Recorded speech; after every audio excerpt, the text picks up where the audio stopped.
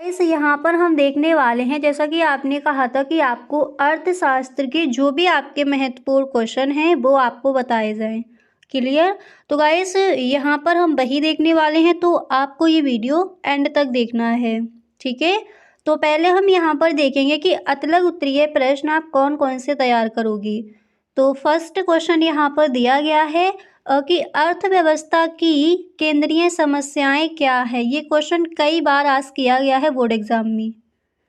तो क्वेश्चन क्या है कि अर्थव्यवस्था की केंद्रीय समस्याएं क्या हैं। तो इस प्रश्न का आंसर आप इस तरह से लिख कर आओगे कि अर्थव्यवस्था की प्रमुख केंद्रीय समस्याएं हैं। फर्स्ट पॉइंट डालकर आपको लिखना है कि किन वस्तुओं का उत्पादन किया जाए और कितनी मात्रा में। इसके बाद दूसरे नंबर पर आप लिखोगे इन वस्तुओं का उत्पादन कैसे किया जाए। इसके बाद तीसरा यहाँ पर आपको लिखना है कि इन वस्तुओं का उत्पादन किसके लिए किया जाए। ठीक है, तो अर्थव्यवस्था की केंद्रीय समस्याएं क्या क्या हो जाएंगी यहाँ पर याद कर लीजिए। फर्स्ट कि किन वस्तुओं का उत्पादन किया जाए और कितनी मात्रा में। इसके बाद इन वस्तुओं का उत्पादन अगर किया जाए तो कैसे किया जाए। तीसरा आप लिखोगे कि इन वस्तुओं का उत्पादन किसके लिए किया जाए। ठीक है, तो इम्पोर्टेंट क्वेश्चन है, सही ढंग से इसको आप तैयार कर लेंगे। इसी तरह से नेक्स्ट प्रश्न आप तैयार करोगे कि मध्यवर्ती वस्तुएं क्या हैं। ठीक है, तो मध्यवर्ती वस्तुएं क्या हैं आप लिखोगे वे वस्तुएं जिनका उपयोग किन्हीं अन्य वस्तुओं के उत्पादन के लिए किया जाता है मध्यवर्ती वस्तुएं कहलाती हैं। ठीक है, वे वस्तुएं जिनका उपयोग किन्हीं अन्य वस्तुओं के उत्पादन के लिए किया जाता है मध्यवर्ती वस्तुएं कहलाती हैं। तो इस तरह से इन दोनों प्रश्नों के आंसर आप लिख कर आओगी। इसी तरह से नेक्स्ट क्वेश्चन आपको कौन सा तैयार करना है उसको देखते हैं। अब इसी तरह से अगला जो प्रश्न है, तो नेक्स्ट क्वेश्चन यहाँ पर आप तैयार करोगे कि मांग की लोच को परिभाषित कीजिए। ठीक है, मांग की लोच क्या है, मांग की लोच को परिभाषित कीजिए। एंड गाइस आप ये क्वेश्चन भी तैयार कर लोगे कि चयन की समस्या क्या है। ये भी कई बार पूछा गया है अतलग उत्तरीय प्रश्न में। ठीक है, तो नेक्स्ट क्वेश्चन है कि मांग की लोच को परिभाषित कीजिए। तो आप इस तरह से इस प्रश्न का आंसर लिखोगे। पहले आपको लिखना है मार्शल के अनुसार, यानी जो आपके अर्थशास्त्री है मार्शल, इन्होंने मांग की लोच को किस तरह से परिभाषित किया है उसको देखते हैं। तो इन्होंने कहा है कि बाजार में किसी वस्तु की मांग का अधिक कम लोचदार होना, अधिक या कम लोचदार होना इस बात पर निर्भर करता है कि एक निश्चित मात्रा में मूल्य के घट जाने पर मांग की मात्रा में अधिक वृद्धि होती है अथवा कम, तथा एक निश्चित मात्रा में मूल्य के बढ़ जाने पर मांग की मात्रा में अधिक कमी होती है या कम। ठीक है, तो मांग की लोच क्या है, आई होप सही ढंग से आपको समझ आ गया होगा। अब इसको एक बार दोबारा से देख लीजिए। तो मार्शल जी कहते हैं कि बाजार में किसी वस्तु की मांग का अधिक या कम लोचदार होना इस बात पर निर्भर करता है कि एक निश्चित मात्रा में मूल्य के घट जाने पर मांग की मात्रा में अधिक वृद्धि होती है अथवा कम। ठीक है, तथा एक निश्चित मात्रा में मूल्य के बढ़ जाने पर जो मांग की मात्रा है तो उसमें अधिक कमी होती है या कम। ठीक है, तो इस तरह से इन्होंने बताया है मांग की लोच की परिभाषा को। आई होप सही ढंग से आपको अब समझ आ गया होगा। ठीक है, इसी तरह से नेक्स्ट यहाँ पर क्वेश्चन आप तैयार कर लोगे कि पूरक वस्तुएं क्या होती हैं। ठीक है, तो पूरक वस्तुएं क्या हैं आप इस तरह से लिखोगे, वे वस्तुएं जो एक दूसरे की मांग को पूरा करती हैं पूरक वस्तुएं कहलाती हैं। जैसे पेन और स्याही, कार और पेट्रोल। ठीक है, तो उन्हें हम कहेंगे पूरक वस्तुएं। तो यहाँ तक समझ आ गया। अब इसी तरह से यहाँ पर नेक्स्ट क्वेश्चन आप कौन सा तैयार करोगे उसको देखते हैं।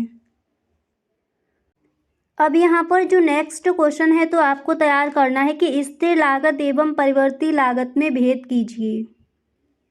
स्थिर लागत एवं परिवर्ती लागत में भेद कीजिए। तो आप इस तरह से लिख कर आओगे कि स्थिर लागतें जो उत्पादन की मात्रा के साथ अल्पकाल में परिवर्तित नहीं होती।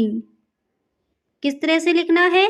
स्थिर लागतें वह हैं जो उत्पादन की मात्रा के साथ अल्पकाल में परिवर्तित नहीं होती हैं, जबकि परिवर्ती लागतें उत्पादन की मात्रा में परिवर्तन के साथ परिवर्तित होती हैं। ठीक है, तो स्थिर लागत एवं परिवर्ती लागत में भेद आप इस तरह से लिख कर आओगे। सही ढंग से समझ आ गया? अब इसी तरह से नेक्स्ट क्वेश्चन आपको कौन सा तैयार करना है उसको देखते हैं। इन सारे प्रश्नों को गाइस साथ ही साथ आप लिखते चलिए। अगला प्रश्न यहाँ पर गाइस आप तैयार करोगे कि औसत भौतिक उत्पाद से क्या आशय है।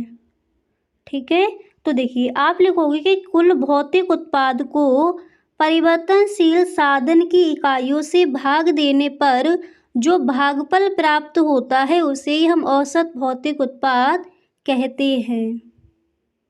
ठीक है, और इसी चैप्टर से आप एक प्रश्न और तैयार कर लोगे कि सीमांत लागत क्या है। ये क्वेश्चन भी कई बार पूछा गया है।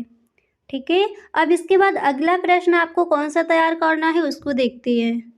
इसी के साथ नेक्स्ट क्वेश्चन यहाँ पर आप तैयार करोगे कि वैयक्तिक प्रयोज्य आय से क्या आशय है। ठीक है, क्वेश्चन क्या है? वैयक्तिक प्रयोज्य आय से क्या आशय है।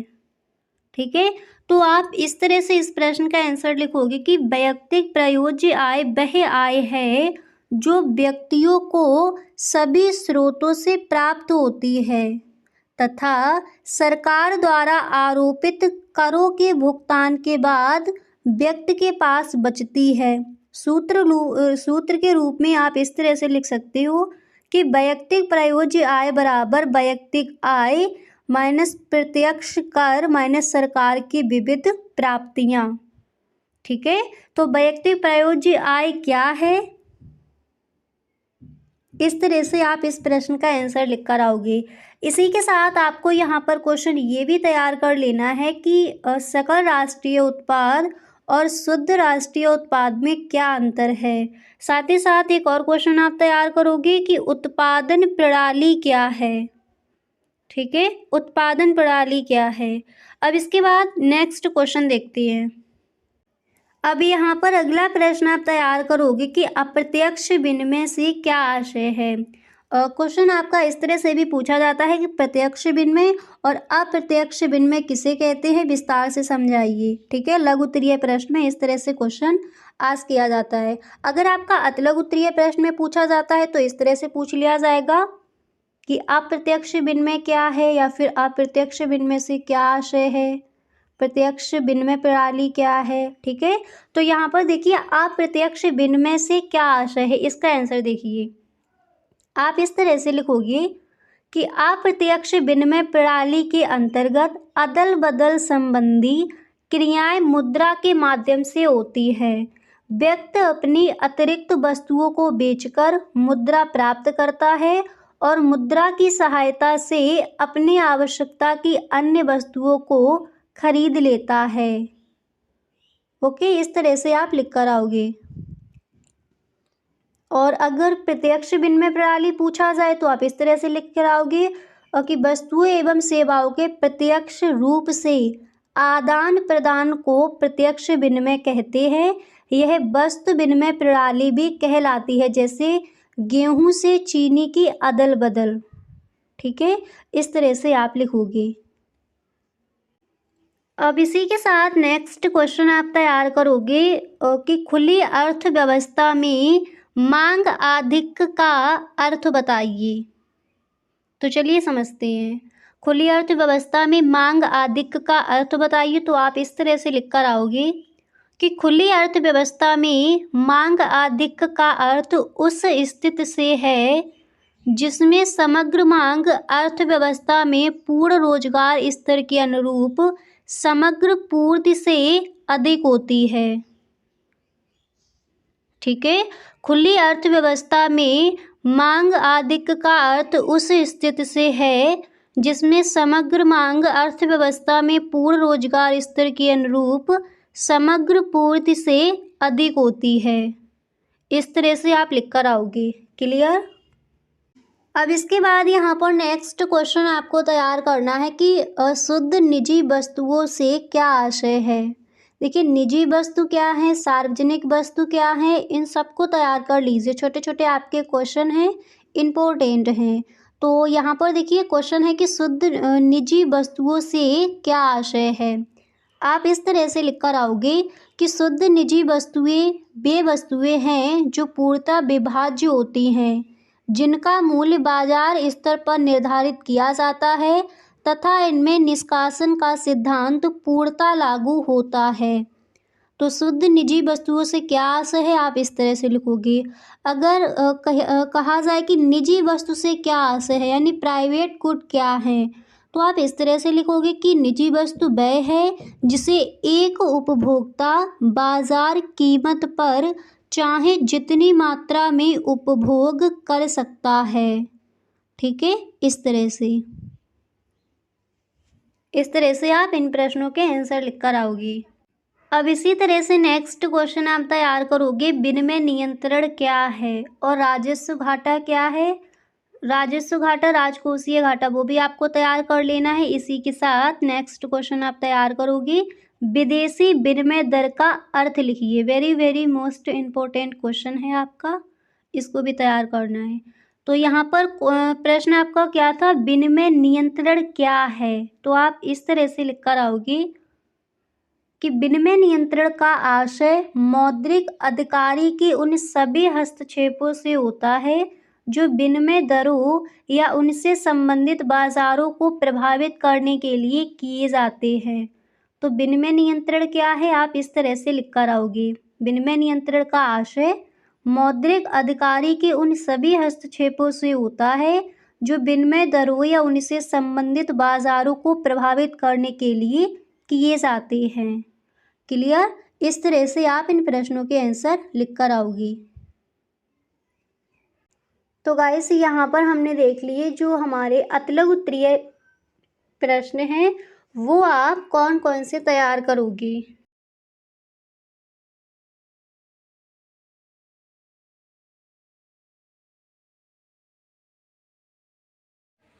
गाइस, अगर अभी तक आप इस वीडियो में बने हुए हो तो आई होप ये वीडियो आपको पसंद आ रहा हो।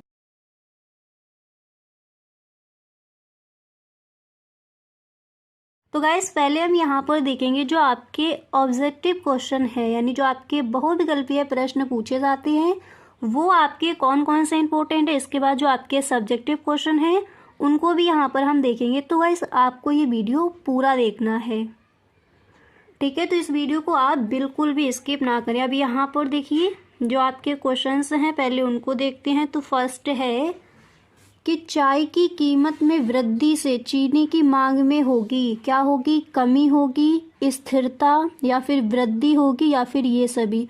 ये क्वेश्चन आपको भी पता है गाइस, कई बार ये प्रश्न पूछा गया है बोर्ड एग्जाम में। तो चाय की कीमत में वृद्धि से चीनी की मांग में क्या होगी, हमें पता है कमी होगी, ठीक है। तो यहाँ पर जो ए नंबर पर आपका ऑप्शन है यही हो जाएगा आपका राइट ऑप्शन। चाय की कीमत में वृद्धि से तो चीनी की मांग में क्या हो जाएगी, कमी हो जाएगी।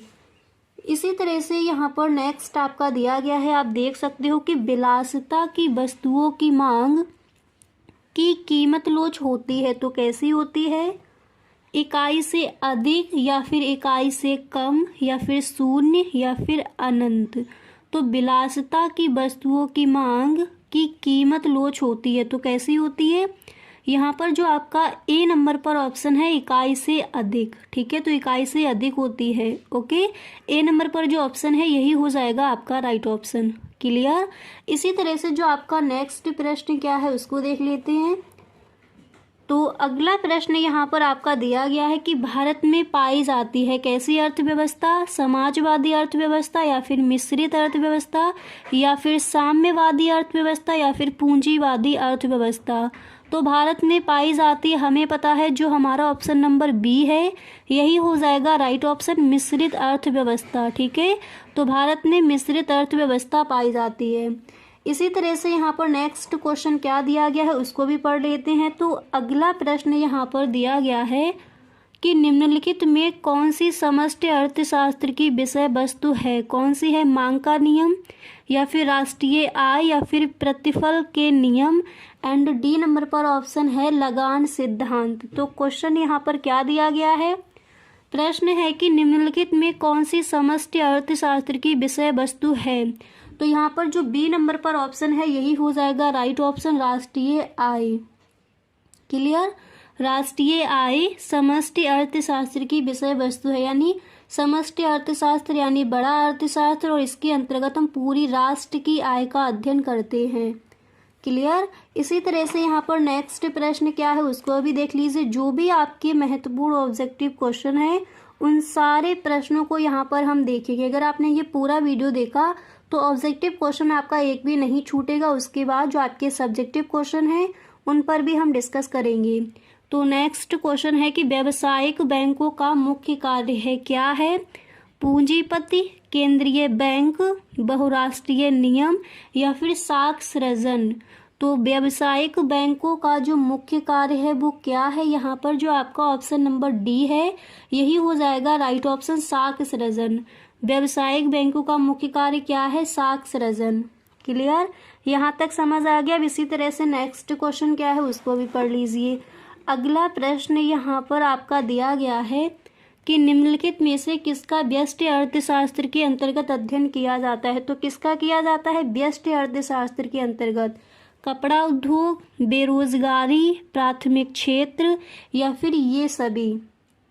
तो क्वेश्चन क्या था, व्यष्टि अर्थशास्त्र, समष्टि अर्थशास्त्र यानी विशाल अर्थशास्त्र, बड़ा अर्थशास्त्र। व्यष्टि अर्थशास्त्र का मतलब होता है सूक्ष्म अर्थशास्त्र यानी छोटा अर्थशास्त्र। तो निम्नलिखित में से किसका व्यष्टि अर्थशास्त्र के अंतर्गत अध्ययन किया जाएगा। तो यहाँ पर जो ए नंबर पर ऑप्शन है कपड़ा उद्योग, यही हो जाएगा आपका राइट ऑप्शन। क्लियर। इसी तरह से यहाँ पर नेक्स्ट प्रश्न क्या है उसको देख लेते हैं। अगला प्रश्न यहाँ पर दिया गया है, देखिए यहाँ पर जो आपका नेक्स्ट क्वेश्चन है तो प्रश्न क्या है उसको पढ़ लेते हैं। तो नेक्स्ट प्रश्न है कि प्रभावी मांग का संबंध है, किससे है प्रभावी मांग का संबंध, AC पीगू से या फिर JM कीन्स से या फिर JB से या फिर अल्फ्रेड मार्शल से। तो हमें पता है कि प्रभावी मांग का जो संबंध है जो C नंबर पर ऑप्शन है JB से यही हो जाएगा आपका राइट ऑप्शन। अब यहाँ पर एक बार देख लीजिए, जो भी आपके इम्पोर्टेंट क्वेश्चन हैं वही यहाँ पर आपको दिए गए हैं। ठीक है, इसी तरह से कुछ और भी प्रश्न हैं उनको भी देख लेते हैं। तो देखिए नेक्स्ट प्रश्न दिया गया है कि मजदूरी होती है, कैसी होती है, स्पष्ट लागत या फिर अस्पष्ट लागत या फिर अवसर लागत। एंड नेक्स्ट है इनमें से कोई नहीं। तो मजदूरी होती है, कैसी होती है, हम आंसर भी इसका देख चुके हैं। तो मजदूरी होती है एक स्पष्ट लागत, यानी ए नंबर पर जो ऑप्शन है यही हो जाएगा आपका राइट ऑप्शन। इसी तरह से अगला प्रश्न क्या दिया गया है उसको भी समझ लेते हैं।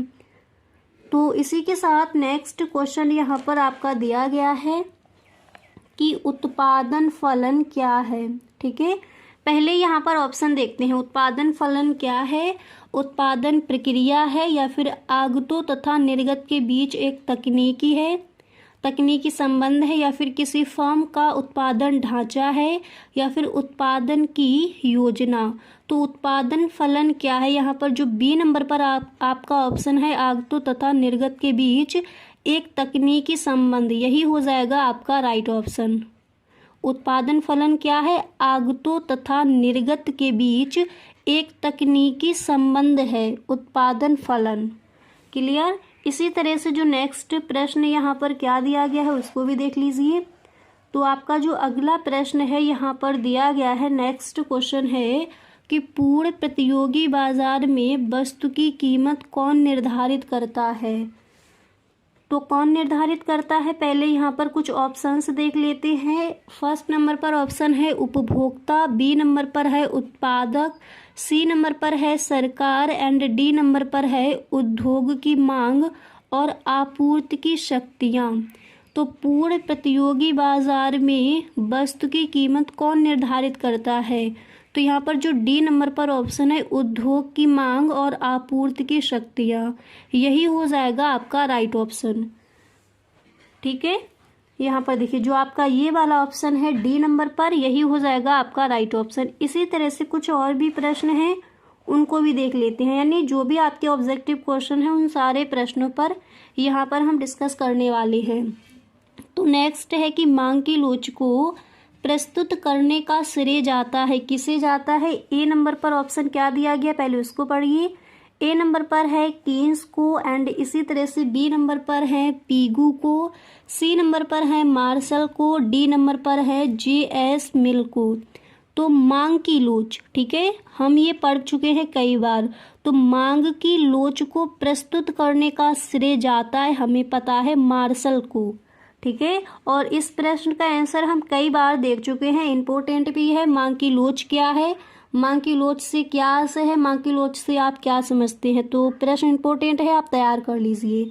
इसी तरह से यहाँ पर नेक्स्ट क्वेश्चन क्या दिया गया है उसको भी पढ़ लेते हैं। तो अगला प्रश्न आप देख सकते हो, जो आपका नेक्स्ट क्वेश्चन है यहाँ पर दिया गया है कि अल्पकाल में उत्पादन के कितने साधन स्थिर होते हैं। तो अल्पकाल में उत्पादन के कितने साधन स्थिर होते हैं? ए नंबर पर है कोई भी नहीं, बी नंबर पर है सभी, इसी तरह से सी नंबर पर है कम से कम एक, और डी नंबर पर है अनिश्चित। तो अल्पकाल में उत्पादन के कितने साधन स्थिर होते हैं? यहाँ पर जो आपका सी नंबर पर ऑप्शन है कम से कम एक, यही आपका हो जाएगा राइट ऑप्शन, ठीक है। यहाँ पर जो दिया गया है कम से कम एक, ये हो जाएगा राइट ऑप्शन।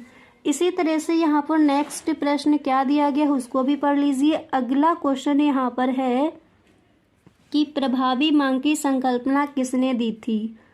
तो प्रभावी मांग की संकल्पना किसने दी थी? यहाँ पर ए नंबर पर ऑप्शन है एडम स्मिथ, बी नंबर पर है मार्शल, सी नंबर पर है जे.बी.सी, डी नंबर पर है कीन्स। तो प्रभावी मांग की संकल्पना किसने दी थी? कीन्स ने दी थी, ठीक है। और अगर आपका क्वेश्चन इस तरह से पूछा जाए कि प्रभावी मांग का संबंध है और आपको ऑप्शन मिले ए.सी. पीगू से, जे.एम. कीन्स से, जे.बी. से, अल्फ्रेड मार्शल से, तो वहाँ पर आपका ऑप्शन कौन सा सही हो जाएगा? जे.बी. से प्रभावी मांग का संबंध है।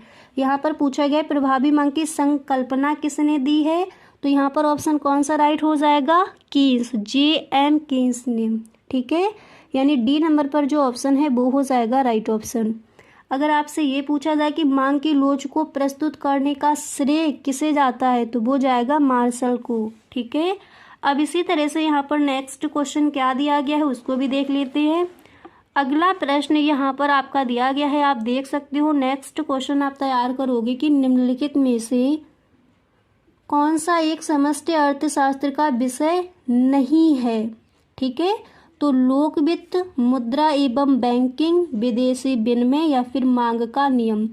तो क्या पूछा गया कि समष्टि अर्थशास्त्र का विषय नहीं है, क्वेश्चन आपको सही से पढ़ना है।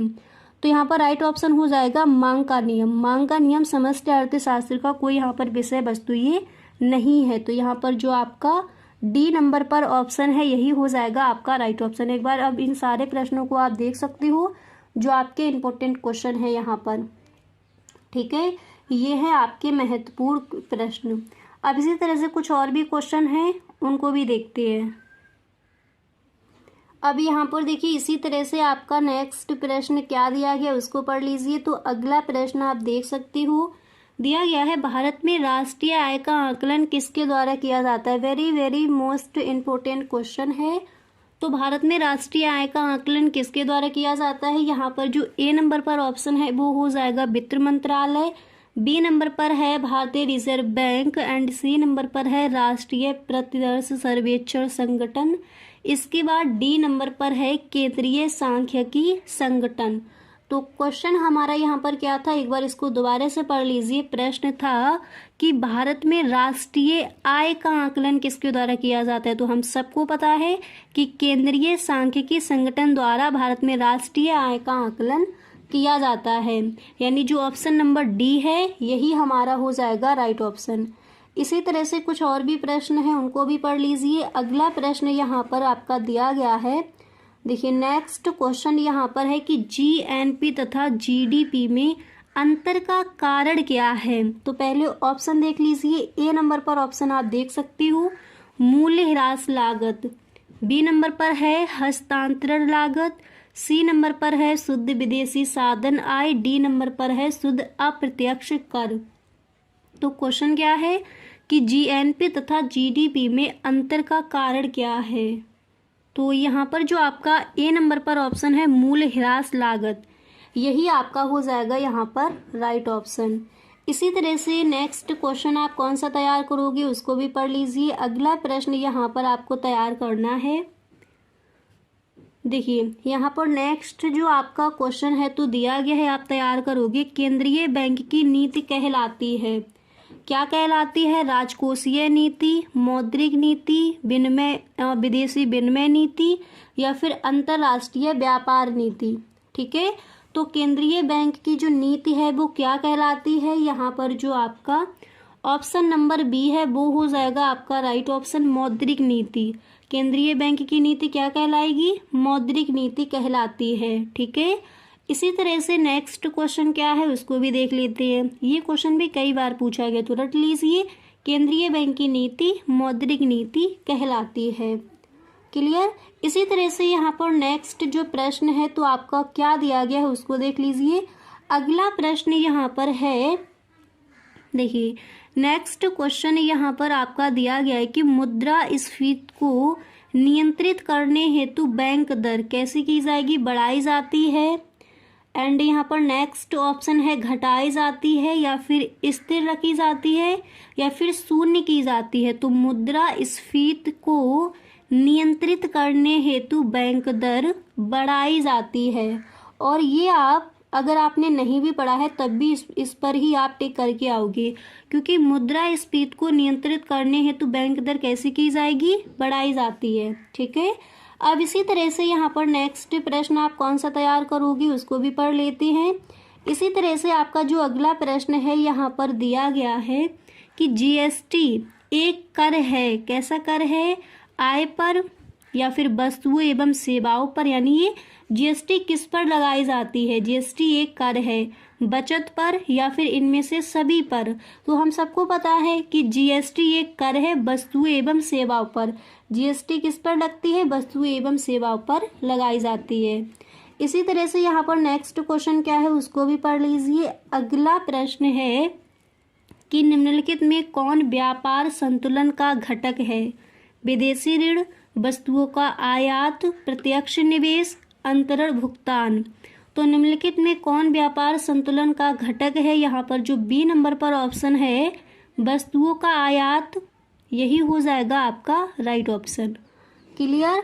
इसी तरह से नेक्स्ट प्रश्न आपका क्या है उसको देख लीजिए। जो आपका अगला प्रश्न है आप देख सकते हो, जो आपका यहाँ पर नेक्स्ट क्वेश्चन है तो क्वेश्चन आपका इस तरह से यहाँ पर दिया गया है कि अदृश्य निर्यात का अर्थ है। Very very most important question है और ये जो आपका प्रश्न है कई बार पूछा भी गया है बोर्ड एग्जाम में। तो क्वेश्चन क्या था? अदृश्य निर्यात का अर्थ क्या है? यहाँ पर पहले ऑप्शन देखते हैं। ए नंबर पर ऑप्शन है निषिद्ध वस्तुओं का निर्यात, बी नंबर पर है वस्तुओं का निर्यात, एंड सी नंबर पर है सेवाओं का निर्यात, डी नंबर पर है पूंजी का निर्यात। तो अदृश्य निर्यात का अर्थ हो जाएगा सेवाओं का निर्यात, यानी सी नंबर पर जो ऑप्शन है यही हमारा हो जाएगा यहाँ पर राइट ऑप्शन। ठीक है, अब यहाँ पर आप देख सकते हो इन प्रश्नों को आपको तैयार करना है। अब इसी तरह से आप सब्जेक्टिव क्वेश्चन कौन कौन से तैयार करोगे उनको देखते हैं। अब यहाँ पर देखिए सब्जेक्टिव क्वेश्चन में यहाँ पर फर्स्ट क्वेश्चन आपको तैयार करना है कि व्यष्टि अर्थशास्त्र तथा समष्टि अर्थशास्त्र में अंतर बताइए। यानी micro economics and macro economics क्या है, इनमें आपको इनमें जो अंतर है वो आपको बताना है। ठीक है, माइक्रो इकोनॉमिक्स यानी व्यष्टि अर्थशास्त्र और मैक्रो इकोनॉमिक्स यानी समष्टि अर्थशास्त्र। ठीक है, तो इनमें अंतर क्या है उसको देखते हैं। आप यहाँ पर इस तरह से लिखोगे, पहले आप लिखोगे कि व्यष्टि अर्थशास्त्र में व्यक्तिगत स्तर पर आर्थिक समस्याओं का अध्ययन किया जाता है, जैसे एक उपभोक्ता, एक उत्पादक, एक फर्म। क्लियर? इसी तरह से इधर आप लिखोगे कि समष्टि अर्थशास्त्र में अर्थशास्त्र की आर्थिक इकाइयों का अध्ययन होता है, जैसे राष्ट्रीय आय, कुल उपभोग, सामान्य कीमत स्तर। ठीक है, यानी जो हमारा मैक्रो इकोनॉमिक्स होता है वो होता है विशाल अर्थशास्त्र, और जो माइक्रो इकोनॉमिक्स होता है वो होता है हमारा सूक्ष्म अर्थशास्त्र यानी छोटा अर्थशास्त्र। ठीक है, तो उसी के हिसाब से यहाँ पर आपको पॉइंट बाय पॉइंट इसमें अंतर आपको बता देनी है। इसके बाद आप नेक्स्ट लिखोगे कि व्यष्टि अर्थशास्त्र में व्यक्ति और व्यक्ति के व्यवहार का अध्ययन होता है। इधर आप लिखोगे समष्टि अर्थशास्त्र में समाज और समाज के व्यवहार का अध्ययन होता है, क्योंकि मैक्रो इकोनॉमिक्स हो जाएगा बड़ा अर्थशास्त्र, माइक्रो इकोनॉमिक्स हो जाएगा छोटा अर्थशास्त्र। इसके बाद इसी तरह से आप नेक्स्ट पॉइंट यहाँ पर लिखोगे कि व्यष्टि अर्थशास्त्र इस मान्यता पर आधारित है कि समष्टि प्रांचल स्थिर रहते हैं, और इधर आपको लिखना है कि समष्टि अर्थशास्त्र व्यष्टि प्रांचलों को स्थिर मान लेता है।